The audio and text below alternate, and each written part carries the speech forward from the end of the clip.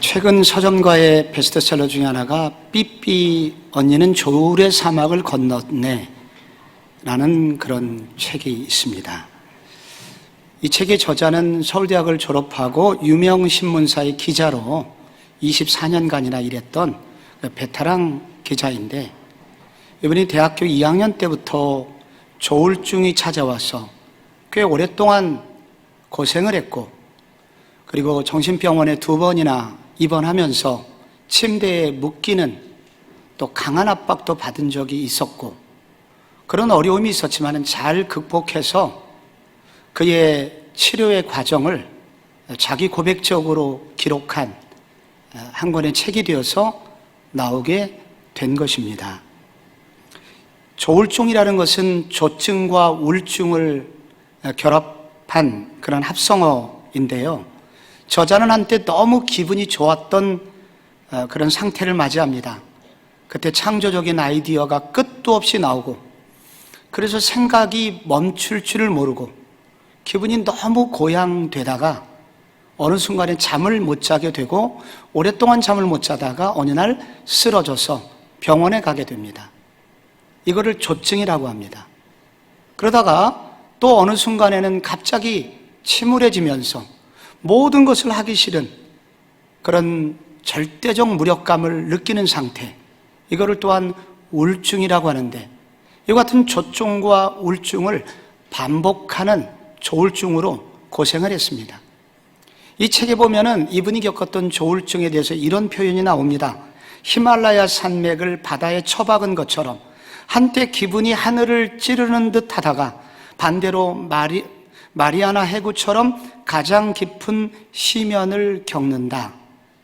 그래서 어떤 사람들은 이런 우울증이 찾아왔을 때 죽음을 선택하기도 하는 것입니다. 이런 마음을, 자신의 내면의 아픔을 솔직하게 이렇게 고백을 하게 된 이유는, 자신처럼 고생을 하는 사람도 이런 치료의 과정이 있음을 알며, 그리고 적절하게 훈련을 하면 얼마든지 극복할 수 있기에 이것을 알리기 위해서, 어떤 사람도 안타까운 일을 당하지 않도록 하기 위해서 이 책을 썼다고 그는 수레하였습니다. 이분이 이 병으로부터 치료를 받게 된 이유는 한마디로 좋은 의사를 만났기 때문인데, 이 책의 중간쯤에 이런 대목이 나옵니다. 이 의사로부터 배운 거예요. 그는 의사로부터 마음에도 근육이 있다는 얘기를 듣고, 마음의 근육을 단련하여 건강하게 하여 건강한 생각을 하고 또 상황을 건강하게 해석하는 법을 배우게 되면 이것이 훈련이 되고 마음이 단단해지고, 그래서 이런 감정도 넘어갈 수 있다는 것을 듣고 그 이후에 잘 훈련하였고, 결국 감정 기복도 다스릴 수 있게 되었다고 합니다. 예를 들자면, 선생님, 저는 자주 이렇게 감정이 파도가 칩니다. 파도처럼 왔다 갔다 하는 제 감정을 어찌할 줄 모르겠습니다. 그때 의사가 말합니다. 파도가 있어야 배가 전진하지요. 그래야 배는 목적지로 갈 수 있는 것입니다.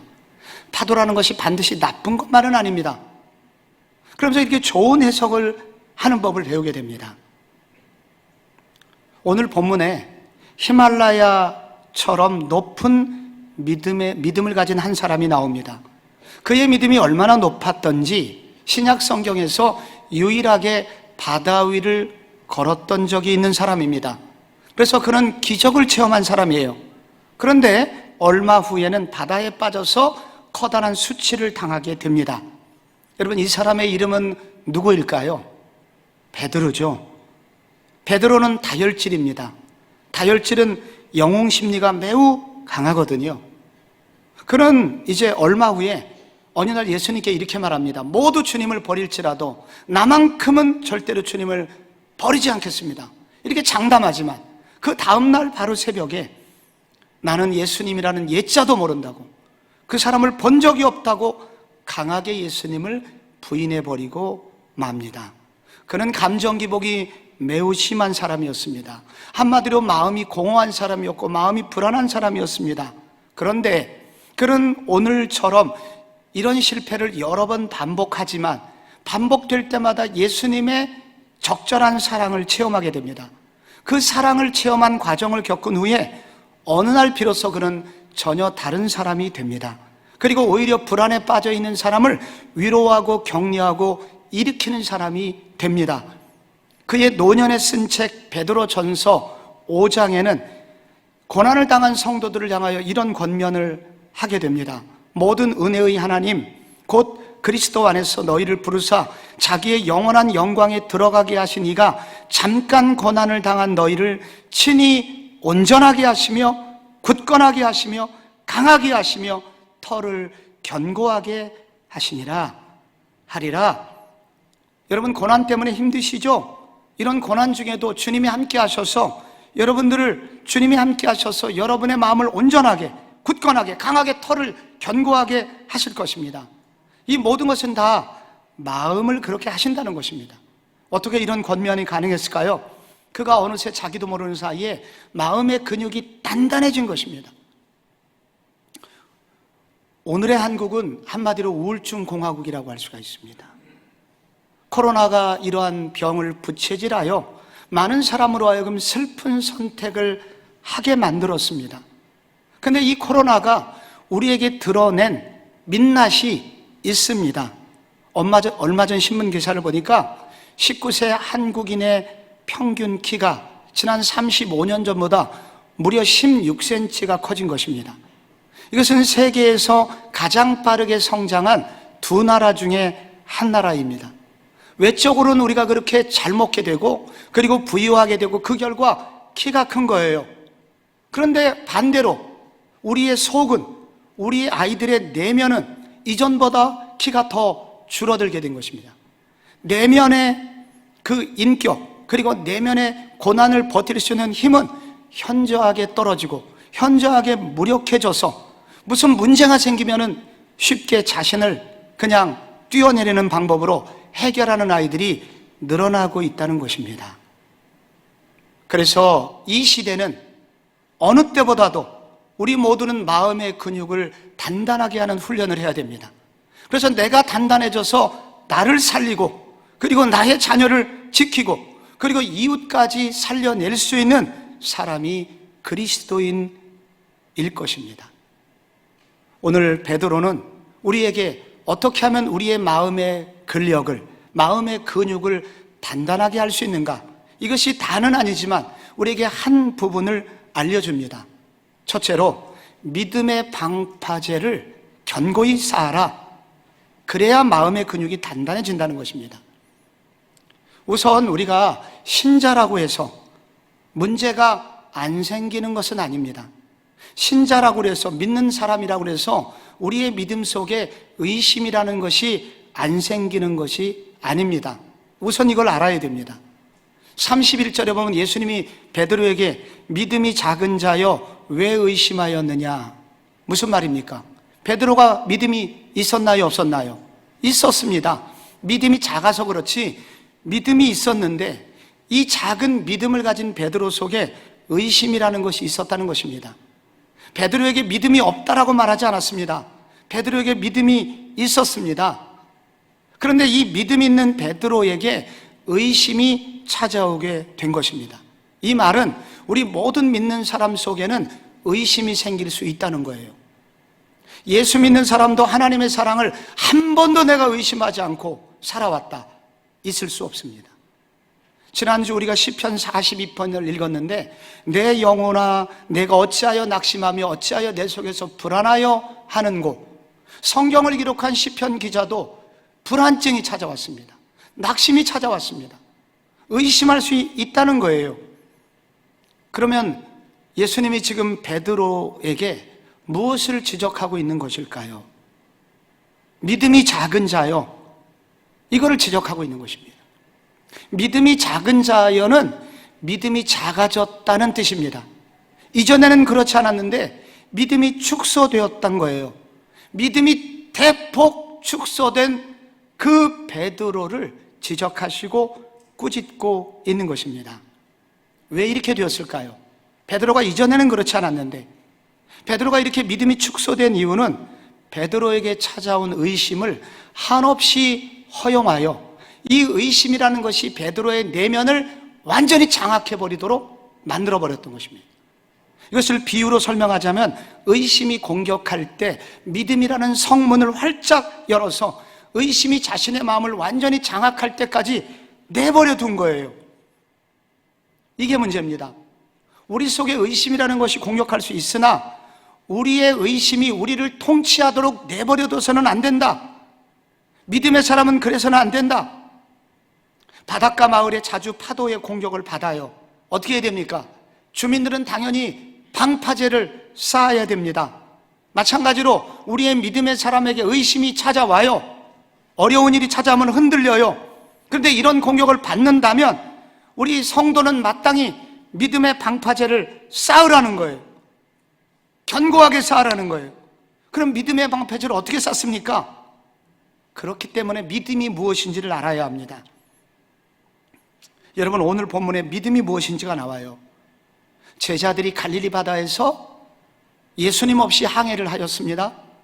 그러다가 돌풍을 만났고 아마도 저녁 7시쯤 시작된 이 돌풍이 새벽 4시까지 끝나지 않은 거예요. 밤새도록 죽을 고생을 하고 지쳐갖고 나가 떨어져 있는데 아마도 하얀 옷을 입고 저 멀리서 바다 위를 걸어오는 어떤 모습이 보인 겁니다. 당연히 제자들은 유령이라고 생각한 겁니다. 그때 두려워 떨고 있는 제자들에게 27절에 예수님 말씀하시죠. 내니 두려워 말라. 그때 베드로가 주님이시거든 나를 물 위를 걷게 하소서. 그래서 예수님께서 오라 하시니 베드로가 배에서 내려서 걸어서 예수께로 갔다는 장면이 나옵니다. 여러분, 여기 예수님이 먼저 말씀하셨죠. 내니 두려워하지 말라. 원문에는 나다, 두려워 마라 라고 나옵니다. 구약 성경 출애굽기에는 모세라는 인물이 나오잖아요. 모세가 40년간 양치기 생활을 합니다. 이전에 이집트 왕자였다가 이제는 철저히 촌놈이 되어서 완전히 자존감이 무너진 채로 호렙산을 방황하고 있는데 하나님께서 갑자기 호렙산에서 나타나셔서 모세에게 말합니다. 나는 너를 이스라엘 백성들, 노예 생활을 하고 있는 이스라엘 백성들을 구출할 구원자로 너를 보내기를 원한다. 그때 모세가 묻죠. 주님, 백성들이 나한테 하나님, 너를 보내신 하나님의 이름이 무엇이냐? 그러면 내가 뭐라고 답변합니까? 나는 스스로 있는 자니라. 영어로는 I am that I am. 그러니까 이 말은 I am이 2번 나와요. 이 원문의 히브리어에는 한 글자만 나옵니다. 하야. 이 하야라고 하는 것은 히브리어의 비동사예요. 존재하다. 그래서 이 존재하다 라는 단어로부터 여호와가 라는 말이 나오게 된 것입니다. 그런데 예수님께서 똑같이 나니 두려워 말라, 나다 라고 말씀하십니다. I am. 이 말은 오래전 고난당하는 이스라엘 백성들, 노예 생활로 고통하는 이스라엘 백성들을 구출하기 위해서 모세에게 찾아오신 하나님처럼 예수님은 고난받고 있는 제자들을 찾아오셨고 지칠 대로 지쳐 쓰러져 가고 있는 제자들을 구원하시기 위해서 차가운 바다를 건너오셨는데 바로 그분이 하나님의 아들 예수라고 자신을 표현하고 있는 것입니다. 나니 두려워 말라, I am. 그때 베드로가 말합니다. 주여, 만일 주님이시거든. 이 말은 여기 조건절이 나옵니다만 이 조건절의 의미는 감격을 설명하는 것입니다. 예수님이신 것이 확실합니다. 그러니 주님, 저로 물 위를 걸을 수 있도록 도와주소서 라고 베드로의 신앙 고백이 나오는 것입니다. 그때 예수님의 명령을 듣고 내려와서 물 위를 걸어 주님께 가게 된 것입니다.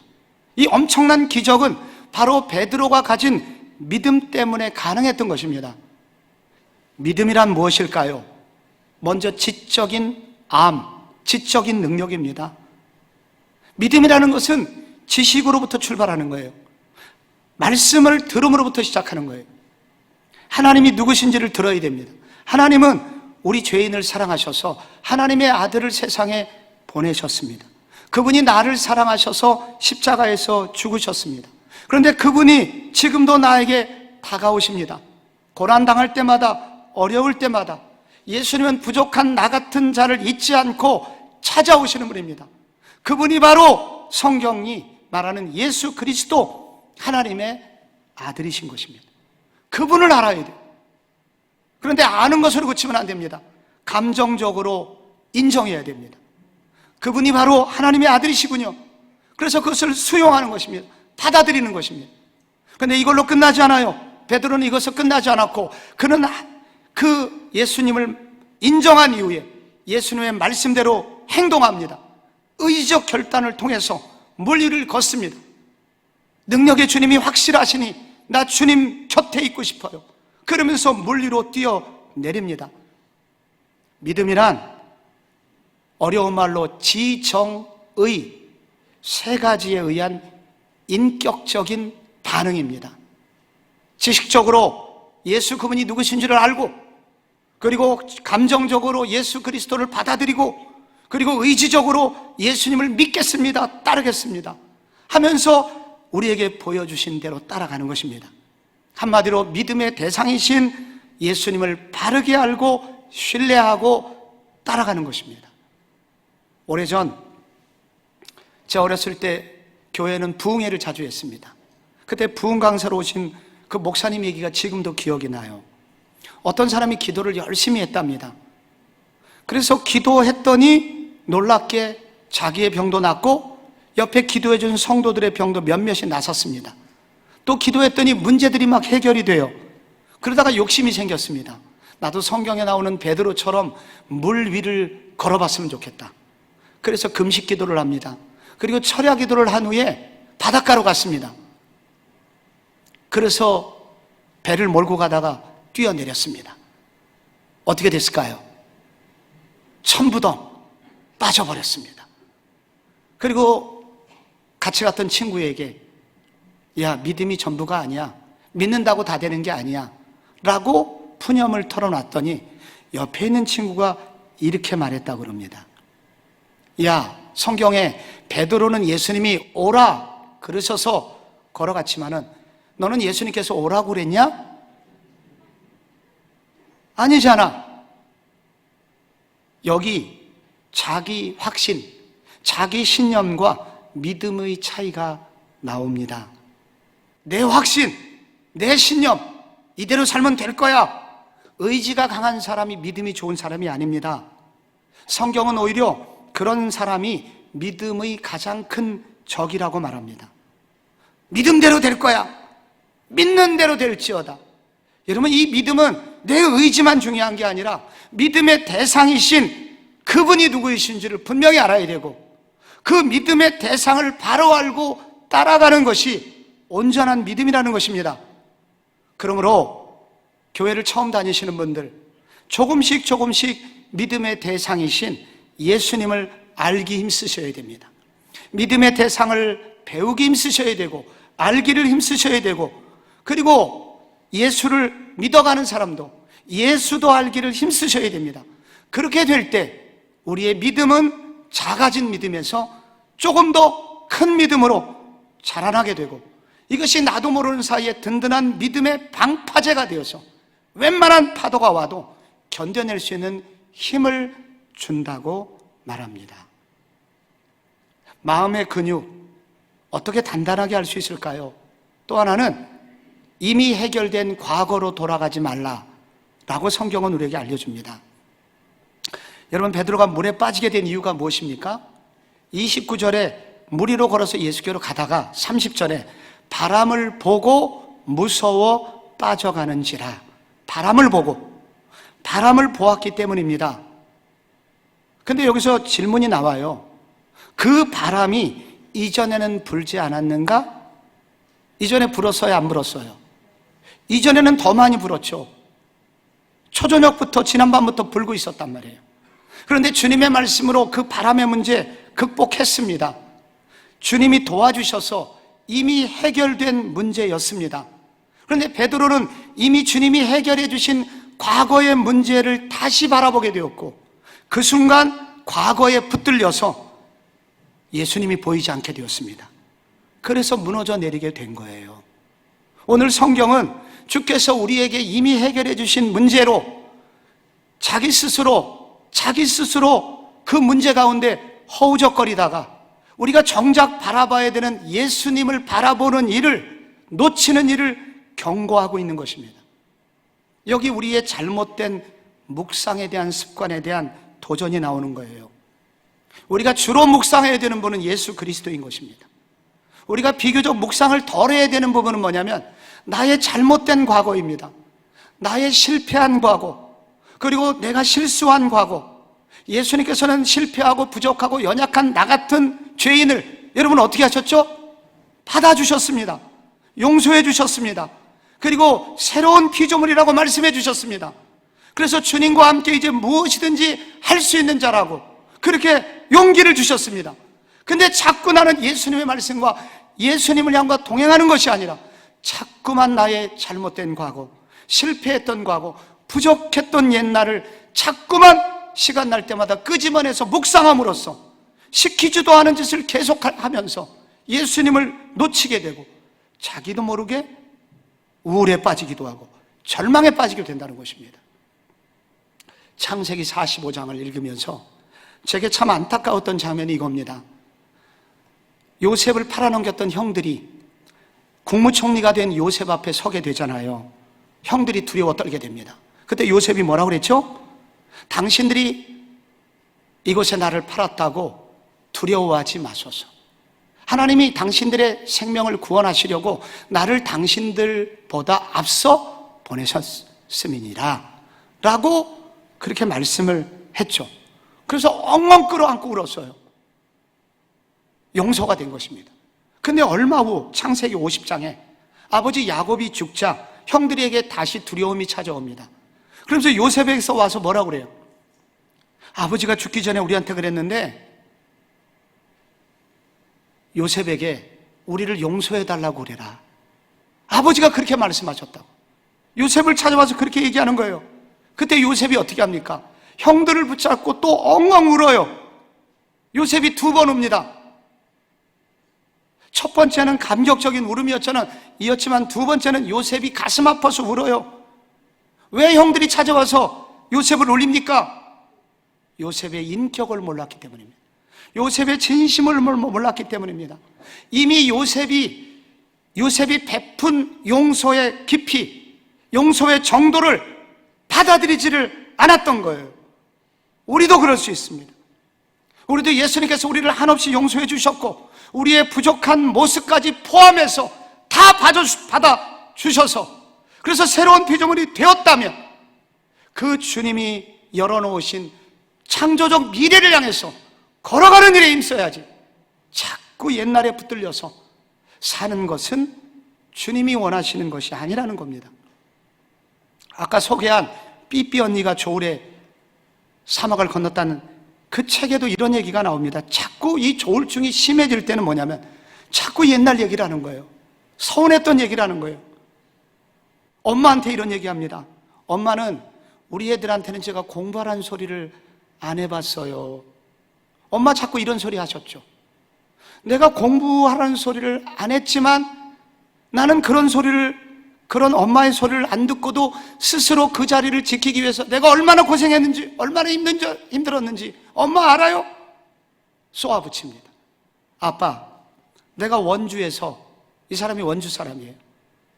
원주에서 시험에 1등 못했다고 내가 밤새도록 울었을 때 왜 위로만 하셨나요?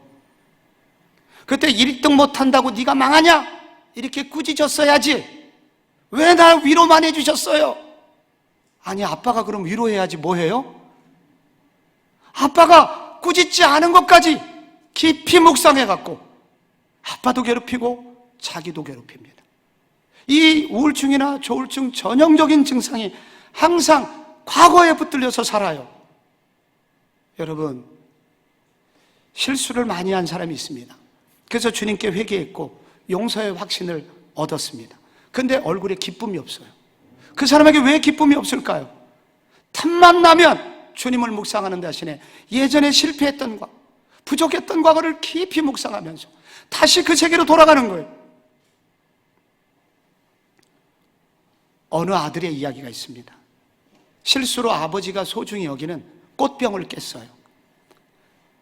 이제 아빠가 퇴근 시간이 됐는데 아들이 두려워하다가 용기를 내서 아버지에게, 퇴근한 아버지한테 떨면서 용서를 구했어요. 아빠, 내가 어쩌다 보니까 꽃병을 깼다고. 이렇게 진심으로 용서를 구하는 아들을 때리는 아버지가 어디 있겠어요? 꽃병보다 네가 더 소중하단다. 괜찮아. 앞으로 우리 조심하면 되지. 그래서 이제 거기서 기분 좋게 아빠 고마워요. 그리고 이제 끝났어요. 아버지가 9시 뉴스를 보고 있는데 아들이 찾아와요. 아빠, 아까 정말 죄송했어요. 꽃병 정말 비싼 건데 제가 깨고 말았어요. 괜찮아. 그거 또 사면 돼. 너무 힘들어하지 말고 돌아가거라. 아빠가 이제 11시쯤 돼서 자리에 누웠어요. 또 찾아와서 아빠, 아까 정말 죄송했어요. 내가 어쩌다 보니 그런 거예요. 다시는 안 그럴게요. 괜찮아, 이 녀석아. 괜찮아. 너 이제 가서 자면 돼. 다음날 새벽이 되었어요. 자고 있는 아버지 흔들어 깨우면서 아버지 정말 죄송해서 어저께 정말 잘못했어요. 이 아들 어떻게 해야 됩니까? 죽도록 맞았다는 얘기가 있습니다.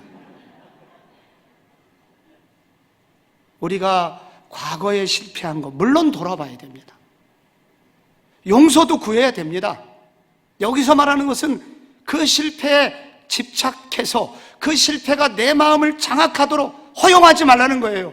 대신 하나님이 나를 용서해 주시고 나를 한없이 받아주시고 그래서 나에게 아름다운 미래를 준비해 주신 하나님을 바라보는데 더 많은 시간을 쓰라는 거예요. 바울이 뭐라고 그랬습니까? 빌립보서에서.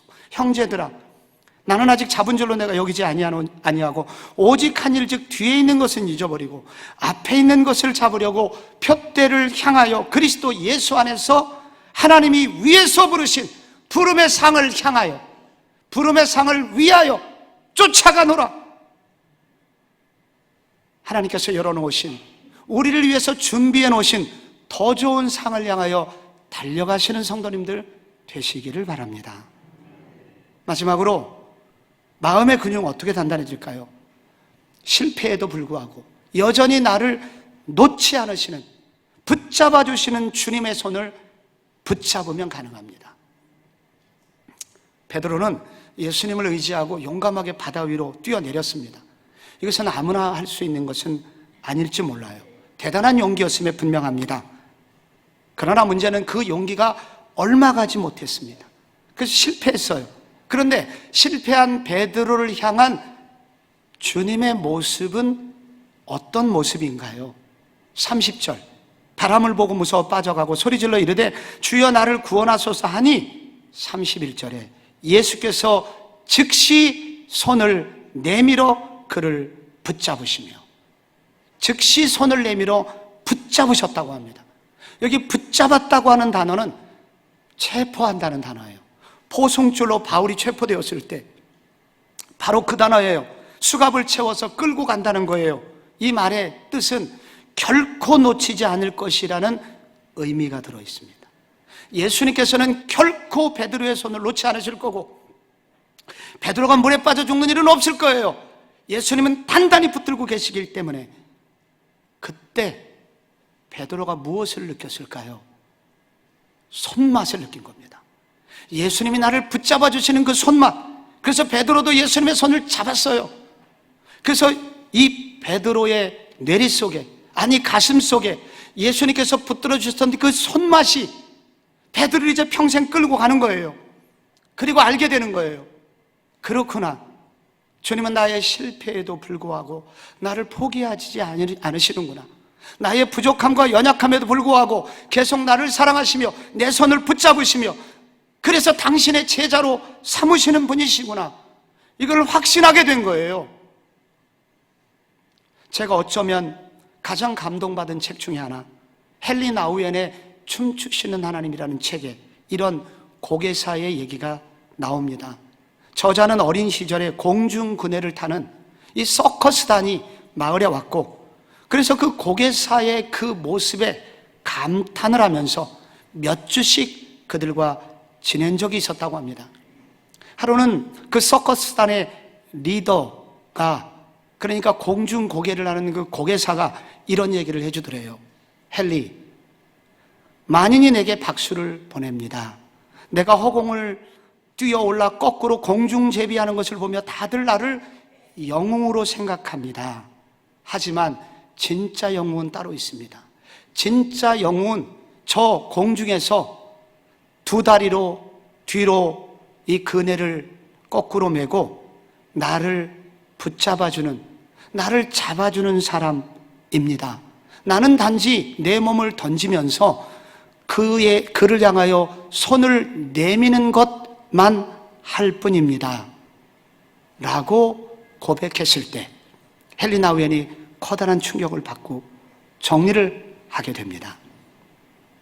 여러분, 잡고 있던 그네를 놓는 순간 공중으로 몸이 솟구쳐 오르는 모습을 볼 때 사람들은 가슴이 철렁 내려앉게 됩니다. 그렇게 공중에 몸을 내던지는 사람을 영웅이라고 생각하지만, 그러나 진짜 영웅은 저 꼭대기에서 그네를 다리에 걸고 거꾸로 매달려 있다가 내 손을 잡아주는 친구라는 거예요. 내가 하는 건 단지 손을 놓고 공중으로 솟구치면 저 친구가 반드시 내 손을 잡아줄 거야 라는 믿음, 그 믿음이 있기 때문에 생명을 걸고 손을 놓고 허공으로 솟구칠 수 있게 된다는 것입니다. 진짜 영웅은 내가 아니다. 갈 바를 알지 못하는 나, 허공에 붕 떠 있는 나를 그대로 내버려 두지 않고 나를 붙잡아주는 그 친구가 손을 내버려 줄 거야. 그 믿음 때문에 내가 용기 있는 행동을 하게 되었다고 고백하는 것입니다. 베드로가 그렇지 않아요? 오늘 우리가 성도가 그런 것입니다. 여러분, 오늘 베드로가 물에 빠지자마자 주님께서 손을 쭉 뻗어갖고 붙잡아 주셨을 때 그 이후에 베드로가 어떻게 되었습니까? 주님과 함께 동행하는 제자가 되었습니다. 이것은 실패가 아예 없었다는 얘기가 아닙니다. 실패할 때마다 또 붙들어 주시는 주님의 은혜, 손맛을 또 느끼게 됩니다. 그러던 어느 날 놀라운 사람, 용기의 사람으로 바뀌게 되죠. 사도행전 3장에 보면은 여러분, 평생 걷지 못하고 구걸하는 사람에게 베드로가 뭐라고 선포했는지 기억하십니까? 은과 금은 내게 없거니와 내게 있는 것으로 내게 주느니 나사렛 예수의 이름으로 명하노니 일어나 걸으라. 내게 있는 게 뭐예요? 베드로 속에 있는 게 뭐예요? 믿음입니다. 우리의 연약함과 부족함, 그렇지만 나를 찾아오시고 나를 붙들어 주시고 일으켜 주시는 주님, 이 내게 있는 거 네게도 있게 원합니다. 그때 이 병자가 펄떡 일어났잖아요. 사도행전 4장에는 사내들인 공에 끌려갑니다. 여기는 70년대 중앙정보부 남산에 끌려가는 거하고 똑같아요. 그런데 그들을 향하여 겁없이 사내들인 공회원들 앞에서 고백합니다. 나는 사람들 때문에 하나님의 복음을 전하는 것을 중단할 수 없어요 하면서 계속해서 복음을 전하게 됩니다. 어떻게 이렇게 용기 있는 사람이 되었냐고요? 나를 붙잡아 주시는 주님에 대한 신뢰. 내가 실패한다 하더라도, 내가 좌절에 빠진다 하더라도 나를 결코 내 손을 놓지 않으시는 주님, 그 주님의 손길을 기억했고 어려울 때마다 주님의 손을 붙잡았기 때문인 것입니다. 사랑하는 성도 여러분, 이 주님이 여러분에게 손 내미시는 것을 영적으로 헤아리시고 여러분도 주님의 손을 잡으시기 바랍니다. 여러분, 바울은 자신의 수많은 실수와 부족에도 불구하고 계속하여 붙들어 주시는 주님의 은혜를 깨달은 후에 이렇게 고백합니다. 빌립보서 1장에서 너희 속에 착한 일을 시작하신 이가 그리스도 예수의 날까지 이루실 줄을 우리가 확신하노라. 확신을 하는 겁니다. 로마서에서 성도들에게 이렇게 설교했죠. 내가 확신하노니 사망이나 생명이나 천사들이나 권세자들이나 현재일이나 장래일이나 능력이나 기품이나 높음이나 다른 아무 피조물이라도 우리를 그리스도 예수 안에 있는 하나님의 사랑에서 끊을 수 없으리라. 주님의 도전입니다.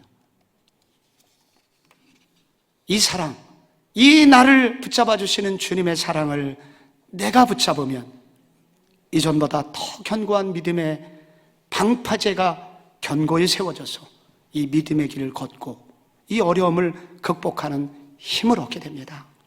지난주 우리 교회 새가족 한마당 예배가 있었고, 이때 경찰관이신 한 남성분이 나오셔서 간증을 하셨죠. 아내가 힘들어했던 시간이 있었는데 하나님의 은혜로 단단해지는 계기였다 라고 고백을 했는데, 제가 기억을 더듬어 보니까 작년에는 아내분이 간증을 하셨더라고요. 이 아내분의 간증문을 제가 다시 읽었습니다. 이 아내분께서 박 집사님인데, 조금만 참으면 좋은 날이 올 거야 이렇게 생각하던 어느 날, 그때 암이 발병하게 됩니다. 두려운 수술의 과정과 고통스러운 항암의 과정을 겪게 되는데 마음이 많이 힘들었죠. 그때 설상가상으로 남편이 진급시험에서 떨어지면서 그때 우울이라는 문제가 찾아오게 됩니다. 무기력증에 빠지게 된 거예요.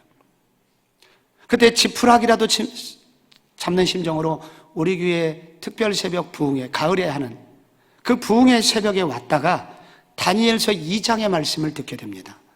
느부갓네살이라고 하는 대제국의 황제가 나오는데, 이 바벨론 대제국은 오늘날 중국과 인도와 일본 정도를 합친 거대한 제국입니다. 이 대제국의 황제요, 다니엘은 유대에서 끌려온 포로였습니다. 그런데 느부갓네살 왕이 밤에 잠을 자다가 무서운 꿈을 꾸는데, 근데 문제는 그 꿈의 내용이 기억이 나질 않아요.